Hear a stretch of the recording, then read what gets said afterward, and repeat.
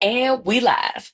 Happy Wednesday and welcome to another Everybody Can't Go Convo. I am your host, Jessi Holley, and I am bringing to you guys another dynamic interview. Today, we're diving deep into a conversation here with Jana of Resilience and Rebirth podcast. If you missed my episode with her, go ahead, click back. I'll make sure that you guys have the link so that you can see our first interview. And we're going to dive into what it really takes to rise after the fall. And so we're not doing any fluff, we're not doing no filters, just the raw, honest stories, talking about struggle, resilience, and the kinds of triumphs that they're earned the hard way. It's not always easy. And today's guest, Jana, she really is someone who knows about the weight of real challenges, about the power of a hard won comeback, and what it takes to be authentic. Get ready for this powerful conversation, and we're going to jump straight into it. So, Jana, thank you for coming on with me today. Give us just a brief overview of yourself and the Resilience and Rebirth podcast. Tell us about where it was born from. Yeah, hi. It's so nice to be here. Thank you so much for the invitation. Yeah, so Resilience and Rebirth, R&R, was really born out of my own healing journey. In all honesty, in the last 4 or 5 years, a lot of life had happened to me. Really big things that usually take a very long time to heal from. But for one, my mom passed away. And, shortly after that, my partner of 15 years moved out of our home. And shortly after that, we had COVID. So there is so many things that I was kind of like basically left with to deal all at once. But so interestingly enough, out of that, I really, for the first time in my life, felt that I needed to really focus on myself and really understand who I am and who I was created to be and what my soul's journey really was meant to be here. And even though I always had ideas that I obviously need to do something or that I'm having a purpose of being here, I never really knew what that purpose was. So for a long time, it was kind of like, searching in the wrong areas, stumbling onto the wrong stones and like making, in a sense, decisions that really were not benefiting actually my higher self, just because I had no idea about how my spiritual self would work within me. And so in that time when I had to deal with all these life circumstances, I really took a very long time, about 2.5 years, to just focus on me. And, I discovered gratitude on a whole nother level. I discovered connecting to my creator on a whole nother level. And I really had the need of speaking the things that were inside of me. I just felt the need of saying stuff. And so I started to record, every time when I felt like the urge of like speaking about something that I now had an epiphany on, or I had a transformational phase, or I finally discovered why this was the way it was. Parallelly going on my soul's journey, I recorded those episodes and they would sit on my laptop for quite a while. And so, at one point, from upstairs, there constantly would come nudges and ideas and signs. And I'm like, no, I don't really want to do that. So I literally battled with God for a minute here. He was like, no, you need to do this. And I'm like, no, I don't. He's like, yes, you do. And I'm like, but no, I don't want to. And so, after some internal ego struggle with myself, I was like, you know what, if this is really what I need to do, then let me just try. And so that's really how it was born. I never intended to be a podcaster. I've never had the dream of having my own podcast. It was just literally coming out of these things of speaking on real deep value topics that really mattered to me. And, R&R is really not in any genre to be put in. It's really not a specific umbrella. It's really, I wish there would be a genre called life, because I would fit perfectly in that, because, R&R really is about life general and examples that we all somehow go through. Some experience it more deeper, some experience it more lighter, some have really hard times with it, and some just, master it like that. And for everybody is so different. And so within that, the idea was born of me wanting to actually do this, what me and you are doing right now, like having real transparent conversation, because I felt like this is really where healing actually starts for somebody else listening, and actually also your own healing. Because when we speak again about a situation and now we can really own it and master it and really speak on it with confidence, I feel like for me, I know that I mastered it. There's no residue of anger, there's no residue of hurt, there's no residue of pain. And so this is basically how people started to find my podcast. And, so far I really had tremendous and extraordinary human beings like yourself on my podcast, that felt really the urge of really being transparent, of speaking about whatever topic it is in life that they felt like could really inspire somebody else. Because, when we hear stories, when we feel encouraged through somebody else's pain, in a sense, and I know this sounds kind of a little bit contradicting, how can I be encouraged through somebody's pain? But really it does give some drive of like, wow, this is such an extraordinary part of life that this person is sharing, and I now find courage in that too. And that's really the premise of R&R. It's really to inspire people and the collective out there to really just be authentically who they are, because that's really not that easy. It's always so easy to say, well, just be who you are, just do the things you really want to do, but like, how do you really do that, right? If you're really in the midst of your life, if you created this persona inside of you, either because of coping mechanism or of pain or of whatever, how do you really learn to let go of that? How do you really drop the mask and all of a sudden you're just the creation that you really need to be, without really deep diving on your own self too, And so that's really what to me R&R represents. It's an invitation to the collective of really coming on there and sharing something that they transformed out of, or that they're still in the middle of healing from, and sharing their own tools. This is what worked for me. Maybe this can work for you. And this isn't to compare. This isn't about your story is bigger than mine or mine is better. It has nothing to do with that. It's really just humans encouraging others through authentic stories. And so that's kind of like the overall idea and the birth of R&R, how it really happened. That's really cool. So, because of the way that your podcast was birthed from the beginning, can you take us back to a moment where you felt completely broken or defeated? And then what sparked the very first ember of resilience for you? Yeah, I think it started with me way before my podcast. Like I really noticed in my life's journey that I had to be resilient in so many things that to me came so natural, because out of my own nature, I was always like a go-getter, and I always wanted things to work out. And I would be the person that really puts in work and effort. So Mm. resilience for me, started really when I was a small child already, because, my parents, they migrated from two separate countries to the country where I was created and born in, and they didn't speak, neither of them spoke the language where I was born. So when I was a little girl and I started to go to school, I needed to really, not needed to because my parents forced me, but I had the urge of like really wanting to help my parents. So I teach them everything I learned in school. So every time from school, when I would come home, I would teach my mom how to really write correctly, how to use the grammatic correctly. I would teach my dad how to read correctly. When there was something, paperwork needed to be signed, I was always the one in the family looking it over, because I was the native speaking person in this culture of these two humans that, was born into that. So unintentionally, I put on myself pressure, wanting to help my family, but also that was kind of like the stepping stone for me of becoming this resilient person, because if I can do that, then what else isn't there that I can do? And, I had many life curls in my life, many of them, coming to this country, being all by myself, not knowing anybody, how do you navigate different rules of a country? This isn't just you're moving to a different city, but like this is literally moving to different continents. How do you really do that when you are feeling really alone, when you have no idea, when you're short of money? Like, those are all things that I really had to figure out for a long time on my own. And in specific to R&R, I feel like really when I really felt like the most broken that I've ever felt in my life was when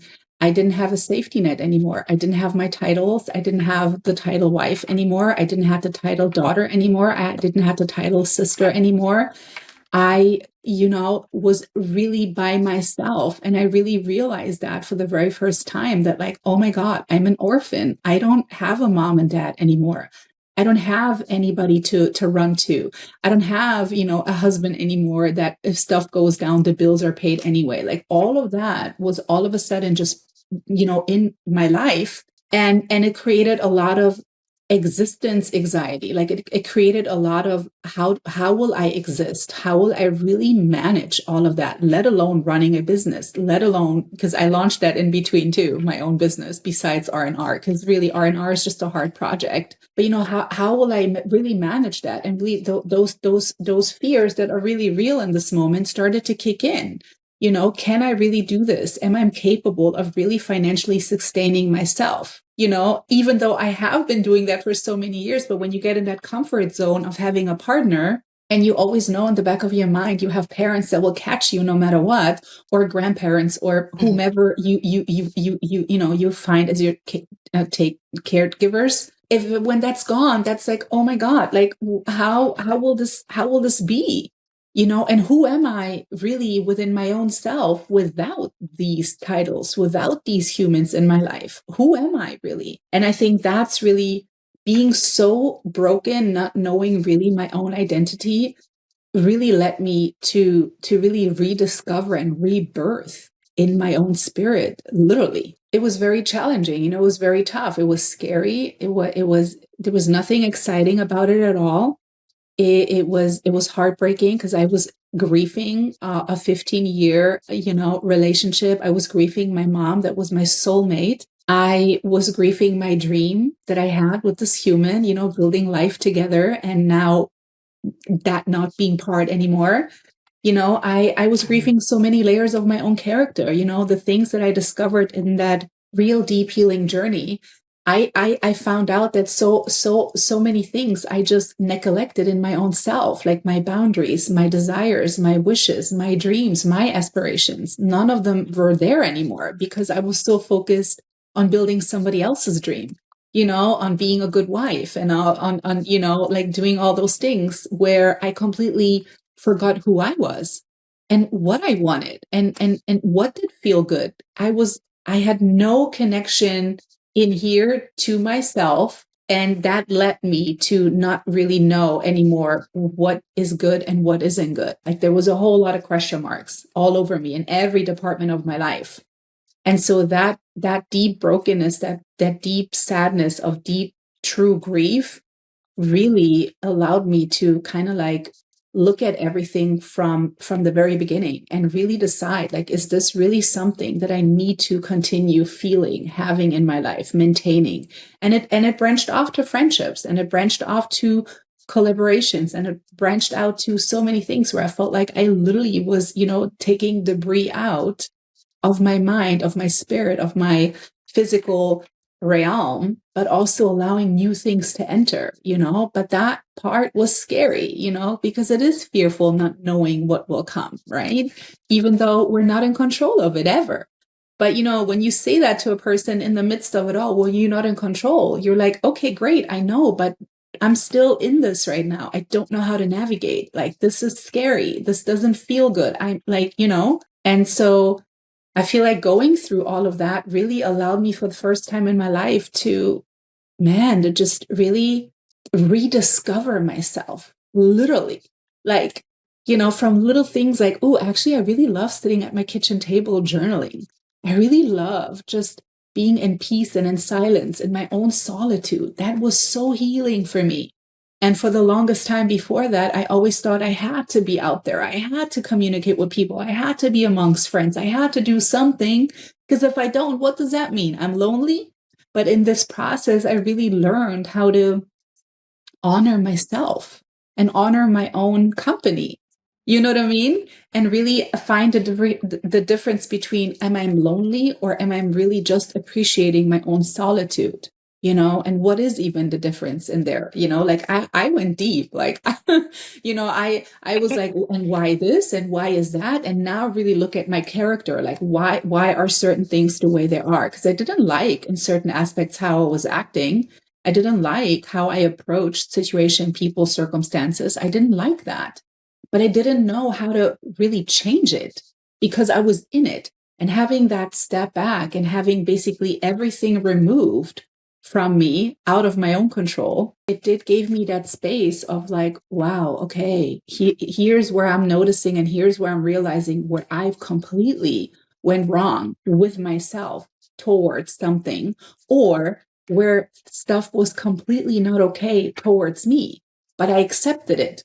And so, that, creating your own boundaries and understanding what they means, that's really what I learned mainly in that process, and to honor myself, and really understand that I am such a unique creation, and that I actually really do love myself, and I could never say that. It was kind of off for me to say. The minute I would tell myself I like myself, something internally was like, okay, but if you like yourself, why do you act this and this and this way? And I would right away Mm. take that strength in me, and it would be gone again, and then I had to start all over with the process. But because I didn't know how to react in a kind spiritual way that really was fitting for my own spirit, I would do repeatedly the same mistakes. And so this was a great time for me to break out of those chains and break out of those strongholds and really understand, you know that God is bigger, man. Like my spirit, my creation that comes from him lives in here, and I just rediscovered it again. That's really, really powerful. And I love the way that you walked us through some of the things that you did while you spent that time alone. One of the things that I always say, and you guys know I always remind you, just because you are alone does not mean that you're lonely. Right. Being lonely or sitting in that feeling of loneliness, that's a choice. And you guys, you get to choose. And you see that with Jana, she chose to take that time when she was alone, when she was in isolation. She spent that time with unlearning, rediscovery, and learning more things about herself, taking that deep dive inward. And I think that that's very powerful because that's one of the things that really needs to be done so that you're able to practice true Mhm. self-assessment. You aren't Mhm. able to self-assess if you won't do the hard thing Mhm. and take that deep dive inward, looking at the great things about yourself, owning those things, things that you may have been a little too humble about, all of those awesome things about you. But we also have to take the time to look at what are some of our areas of challenge? Where are some of the areas where we can improve upon ourselves? What are some of those things that it didn't necessarily come from us, but because we internalized that being everything to everyone else, Mhm. slowly but surely over time, there are all of these small things that we become out of the necessity of being there for other people that we don't take the time to, like you brought up. That you're like, wait, I actually do like sitting at my kitchen table and journaling. There are so Mhm. many things that we aren't able to notice when we're Mhm. so busy being the version of us that everybody else needs. Yeah. And it's not until you take that time in isolation for you to get that experience of rediscovery. And like you said, it is uncomfortable because we get so used to being everything for everyone else that sometimes it is like, oh, wait, well, what am I supposed to be doing? And when you get that time so that you can be alone and just be with you, and sometimes just be with you and with God, like, we get antsy because we're so used to just constantly running, running, running, running. We're always doing all of these things, and we Yeah. wear all of these different hats, and we're all of these different people to other people. And it's like, well, until you get that time to actually just and sit there with yourself, you're like, wait, well, what am I supposed to be doing? Sometimes the answer is absolutely nothing. But Yeah.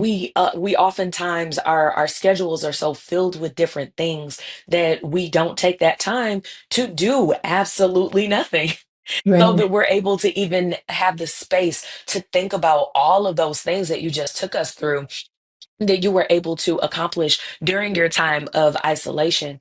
And I really admire that, because so many people don't get to a point where they're able to get to that point of self discovery.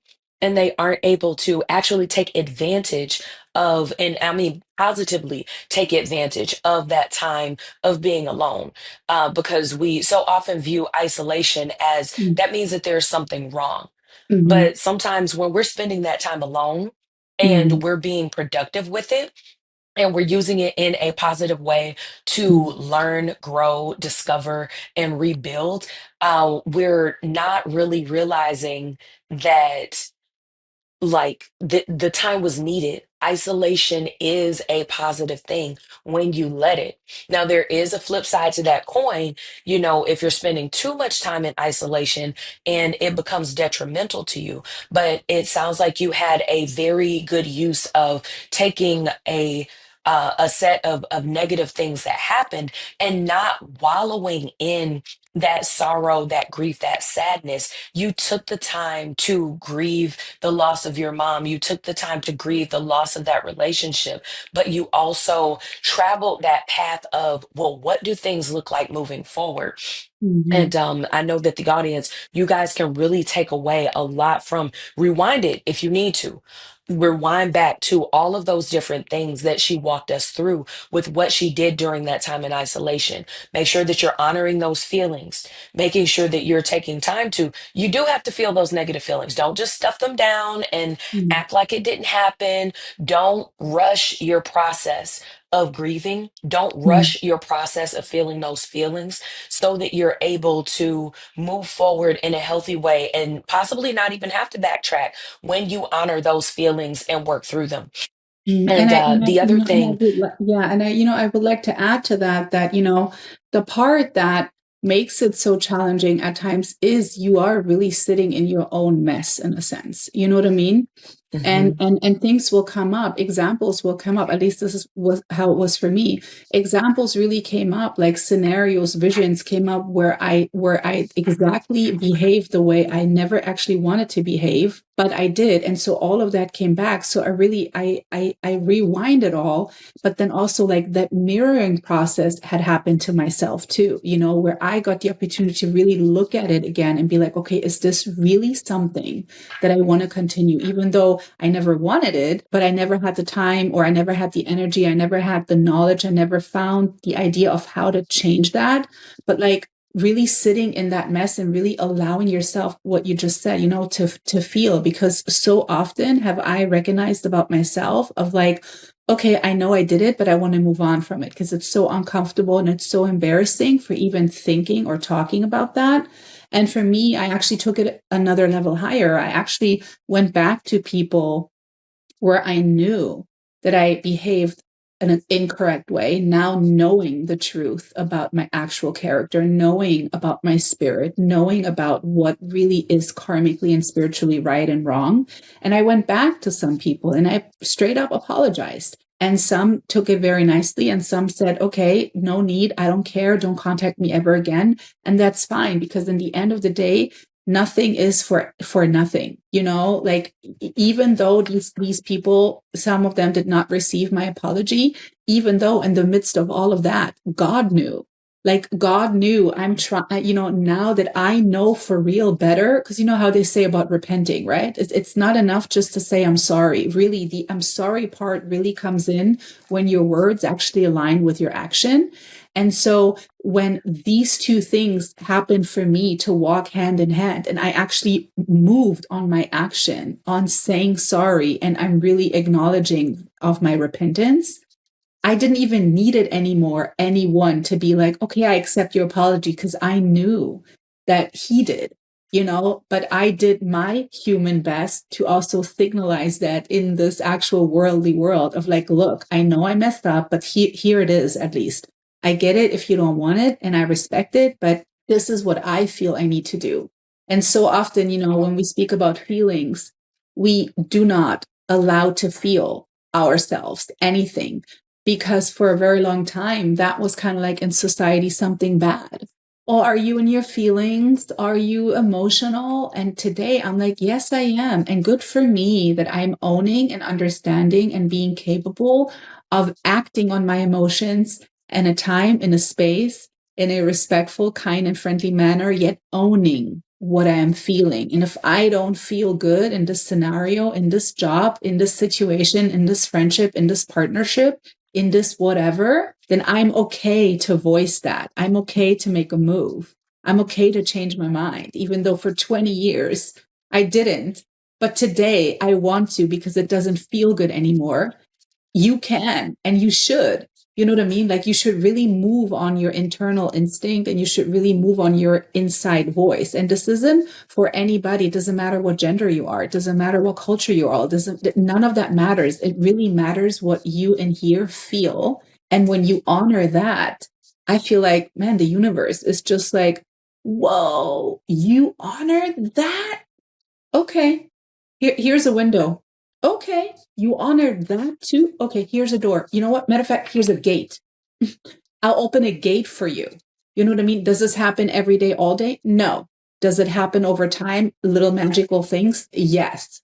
You know, but you needing to realize those things and the gratefulness in it and it could be small as somebody literally just smiling at you while you're buying a croissant or a cup of coffee and just telling you good morning in a kind way. And that's a gift. You know what I mean? Because in that moment, when somebody tells you in a kind way, good morning, somebody else on this planet is literally physically going through something tremendously difficult, either a sickness, a death, whatever. And so in that moment, I feel like when we realize those small gifts on daily basis, you know, us being able to take a shower, having a comfortable bed, opening our fridge and have something in it, that man, that's huge. You know, if you happen to have children and they're healthy and you are healthy, that's big.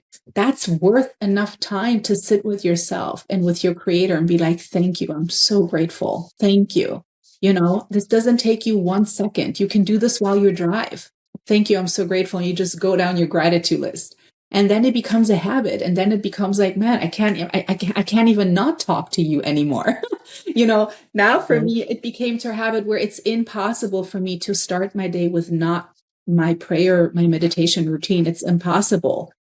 You know, I won't even touch my phone. I will not touch my phone if I didn't pray at first. I won't touch it because I know myself also that, you know, building a business and being an entrepreneur and having, you know, multiple pots on, you know, that I'm cooking with, it can get really pretty that I'm being sucked in, but I make it a priority to really connect with myself and with upstairs.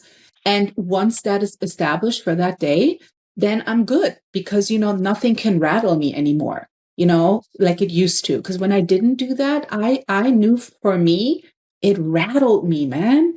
Like if somebody just approached me in a wrong way, I'd be like ready, you know, I'd be ready to fire whatever, those emotions that I did not used to have in check at all that actually got me in situations where I was like, man, I did it again. I acted again this way and I didn't want to, but it happened again because for me, I wasn't rooted at all.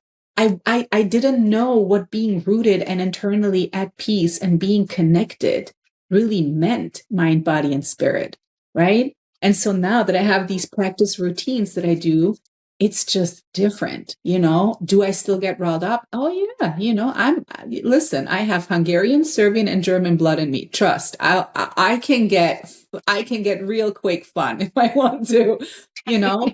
But it's so much better now under my own, in a sense. And I don't like the word control, but like it's so much more balanced and harmonious with inside of me. So you talked a bit about some of your big wins and your big revelations while Mhm. you were on that growth journey. They ultimately you chose it for yourself to grow and to discover things about yourself.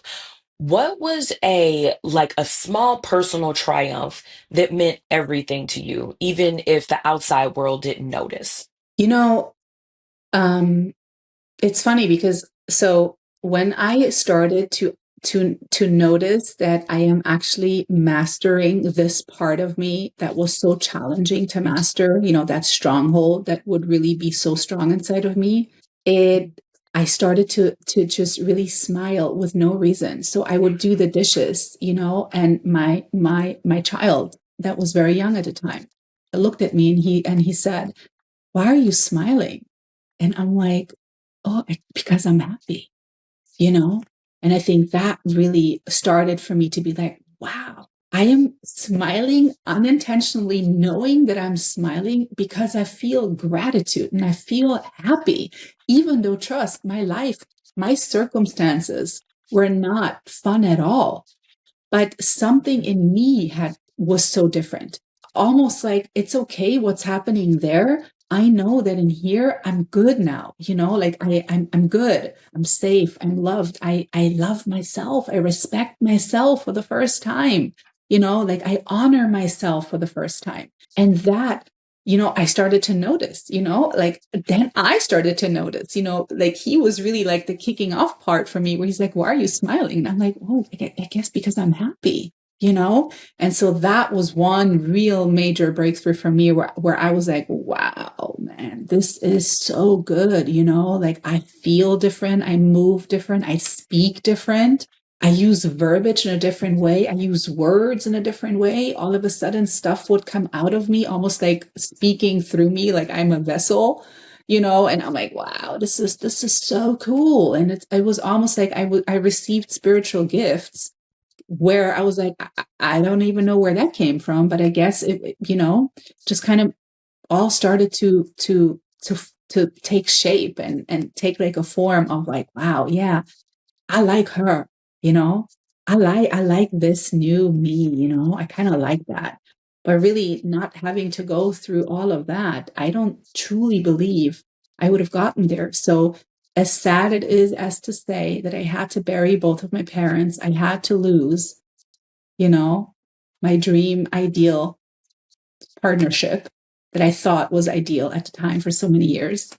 And I had to go through a pandemic literally by myself together with my child. I needed that. For me, this was my saving grace. And I know this sounds so crazy, me saying that, because trust, I would give everything for my mom to be here. But I needed that. My soul needed that depth of brokenness in a sense, that depth of like, yeah, you are alone. And you can acknowledge you are alone. You're okay. Yeah, you're alone.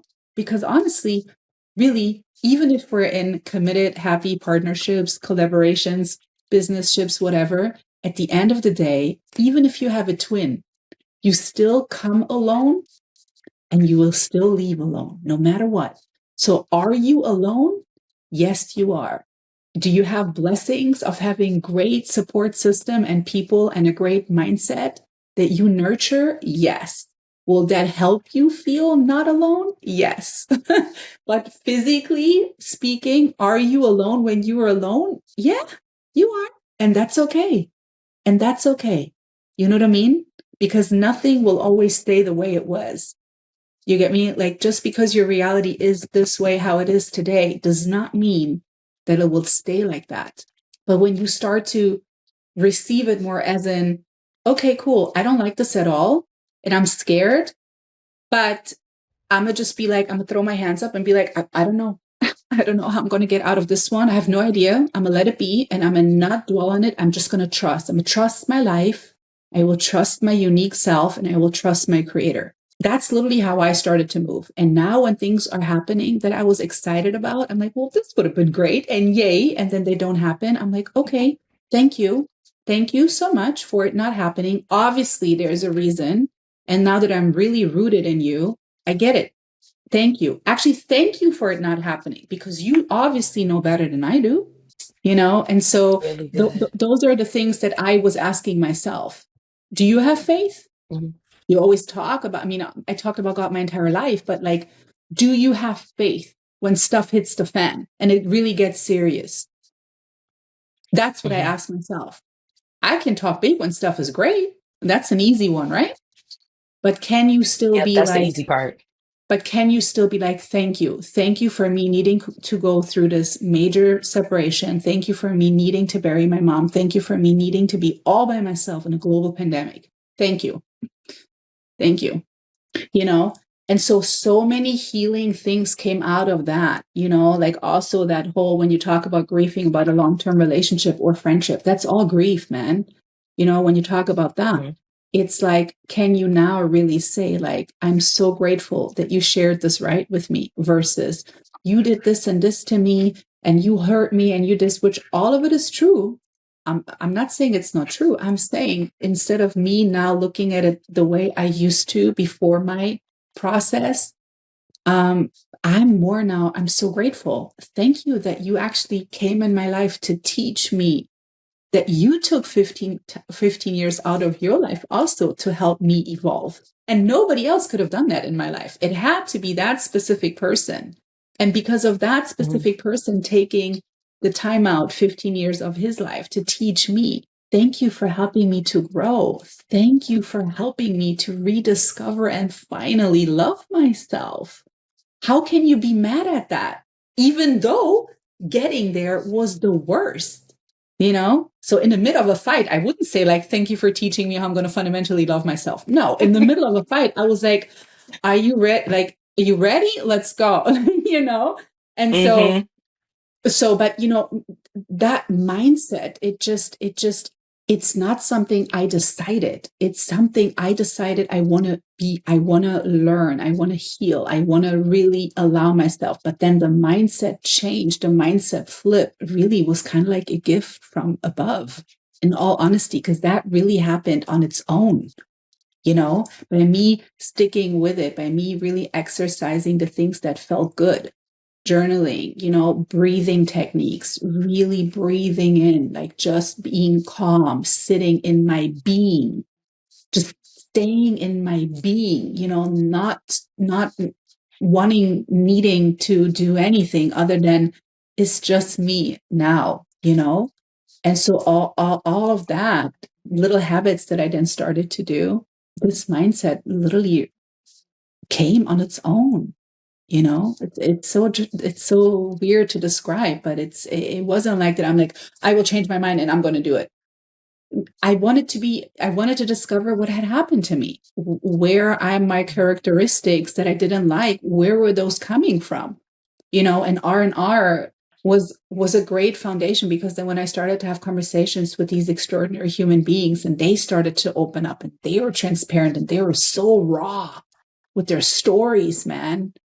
I'm like, wow, this is it. That gave me drive again. It gave me, like, oh man, I'm so grateful how much you grew out of this story. You came here, and this is your mindset today, and having to experience that inspired me. You know, that inspired me even more to be like, how beautiful are we all as humans, and how amazing we all are individually as creations. This is amazing. And so that's literally when I was like, okay, I'm ready for it. Like, really, let's do this. If this is really what I'm meant to do, let's go. R&R, let's go. Send people to me. And he did. So it's cool. Like, I'm really happy, I'm very happy to have also met you, and people that, like you. People like you are needed in our world. We need each other. We need humans that encourage and that help and that express and walk us through verbally and emotionally and physically. And, hey, I'm gonna love you, but I'm gonna love you from afar. But I'm gonna tell you really what's going on. Like, that transparency exchange, the currency of deep conversation is so valuable, even though it's so uncomfortable. It's no fun at times, right? To tell somebody, look, man, or girl, like, I love you, but I can't anymore. This isn't something that is soothing my Mhm. soul. This isn't benefiting me anymore. And I just would love, I let you go, you know? It's hard. Yeah, because everybody can't go. Y'all, No. y'all know the motto. So, you shared a bit about how other people's stories, when they come onto R&R, how it gave you, like, it resparked things for you, with wanting to continue your journey and keep moving. So, before you started R&R, when those moments came up where you wanted to give up, what were some of the hard lessons that you pulled from that kept you going before you started R&R and were able to kind of get, like, recharged through other people's stories? What caused you to keep going on your own? I think R&R is just really like a gift that was given to me from above, literally, because it was never my intention. And all those people that literally have been guests on my podcast so far, most of them actually approached me. And some of them I was like, please, if you ever come, I would love to share your story. But, you know, what kept me going was, of course, knowing that I am not by myself anymore. I have another human that I'm taking care of. He is my best creation I've ever done in my entire life. And that part of me really inspired me to be like, you know what? I want to show my child how I move in the godly character that does live in me. I want to be that example. I want to be the first example in this person's life to show when things are not good, when they're fun, when they're critical, when they're hectic, when they're sad, when they whatever. So it was very transparent at all times. But I think really what kept me going is just really understanding that I matter. I matter because I exist, right? And I realized that, I think, my story matters just like everybody's story matters. And if I can just help somebody, it's my responsibility having to do that, and me, being in a sense a coach and a trainer in the world of hospitality and training hospitality staff of like really executing and being hospitable to their guests, and also doing that for other businesses now that run staff. That's my calling, and I realized that. So there was no way I'm gonna give up, but I would say my child was definitely my number one reason, wanting to become the best version of myself, to send him off knowing that his ground baseline comes from two humans that really created this human all out of pure love. And it just sort of happened that it didn't work out, but the creation that we did was still pure, like it was still something we both created out of the depth of our emotions for each other, and so what does that mean? What did that mean to me, wanting to display that to my own child? And so that definitely kept me going, of not wanting to be like, okay, I'm gonna give up. I mean, but trust, there was days in between I was like, I can't do this. I don't want to do this. It's hard. I don't know how this will work out. I don't know how this will work out. And so, yeah. That's really powerful. And I know that a lot of people, we talk about that concept of what's your why, and Mm-hmm. for what causes you to be able to keep going, and gives you that drive to keep pushing forward and to continue to grow and change and all of those different things. So thank you for sharing that with us. Yeah, you're So, welcome. my last question that I have for you today is, when you're looking back on your journey as a whole, what's one piece of real talk that you wish that someone had told you early on about resilience and rebuilding after failure?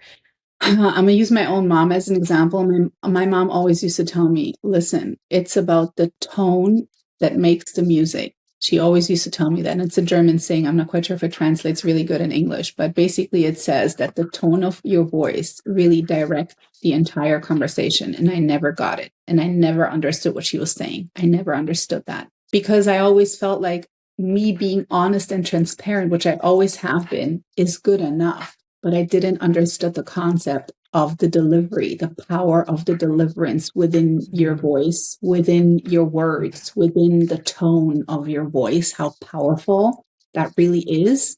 Mhm. And I wish that I would have understood her concept much earlier so I could have shown her more that I really got it. Because if I would now sit in front of her today, I obviously would have so different stuff of to say to her in a different way than I used to.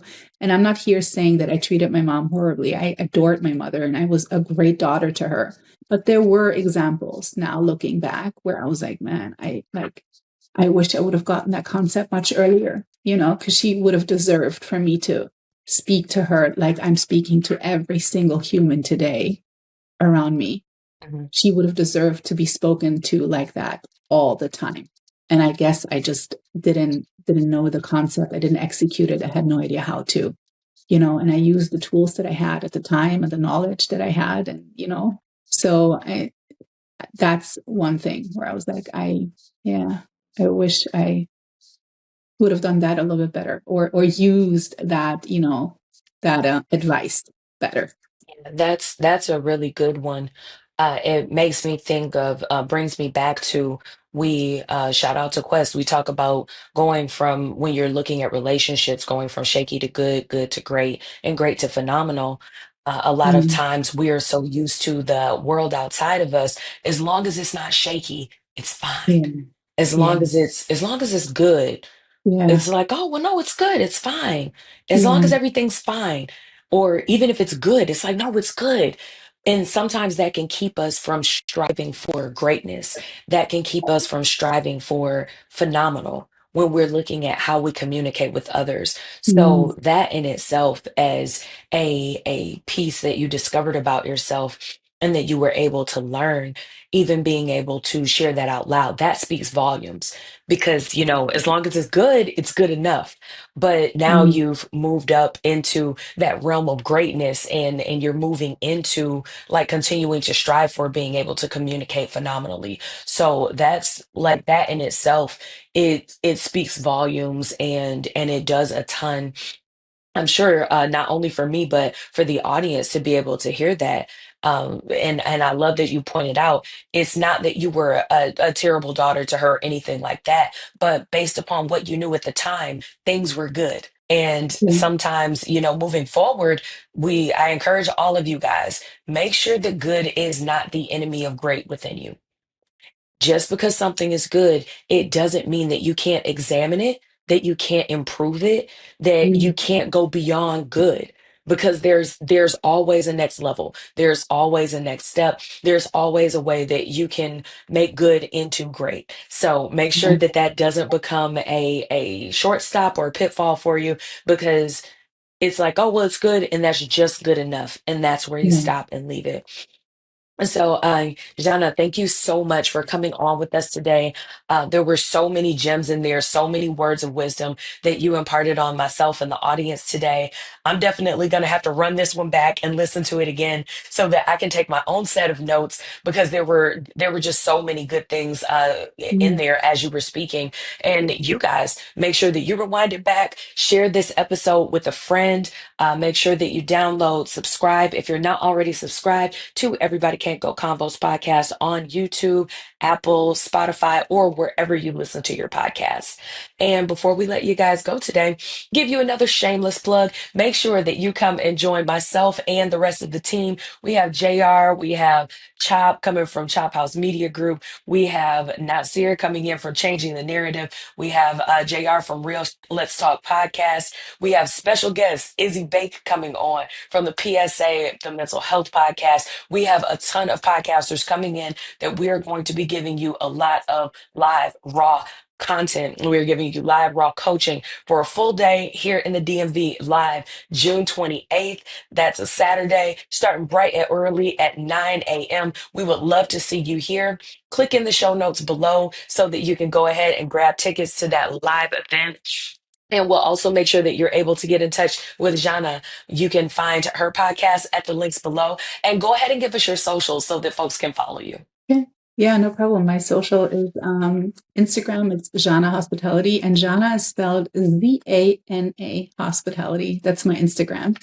Um, And you can find me on LinkedIn too, Žana DeVine. And yeah, all the other links, YouTube, you'll find me with my name. I'll pop up somewhere. But yeah, Spotify, Apple, I'm my podcast is just like yours on any major platform, R and all, resilience and rebirth.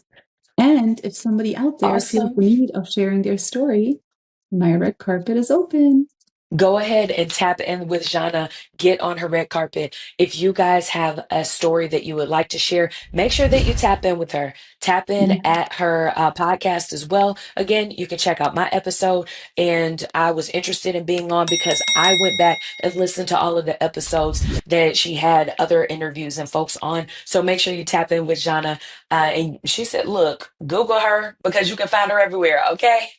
Thank you again so much for coming on with us today. And thank you guys for tuning in for another Everybody Can't Go Convo.